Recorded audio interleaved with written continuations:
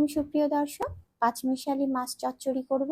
প্রথমেই সয়াবিন তেল এবং সরিষার তেল মিশিয়ে কড়াইতে দিয়ে গরম করে নিব। তারপরে এর মধ্যে 2টা শুকনা মরিচ দিয়ে একটু ভেজে 1 চা চামচ কাঁচা জিরা দিয়ে দিচ্ছি। আস্ত জিরা জিরা এবং মরিচটা থেকে যখন একটা সুন্দর স্মেল বেরোবে, তখন পেঁয়াজ কুচি দিয়ে সোনালি করে ভেজে এর মধ্যে রসুন, জিরা এবং আদা বাটা দিচ্ছি 1 চামচ করে।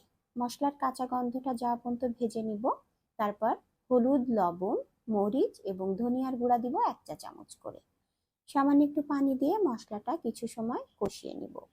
মশলাটা যখন তেলের উপরে উঠে আসবে, তখন এর মধ্যে কেটে ধুয়ে পরিষ্কার করে রাখা পাঁচমিশালি মাছ দিয়ে আলতো হাতে কিছু সময় রান্না করে নিব।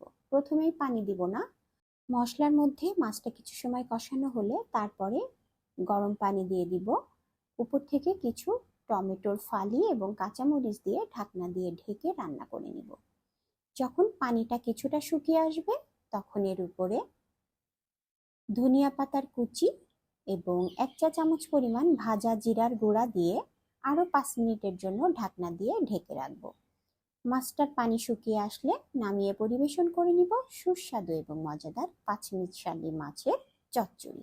আমার রেসিপিটি যদি ভালো লেগে থাকে, লাইক, কমেন্ট, শেয়ার দিয়ে আমার সাথেই থাকবেন।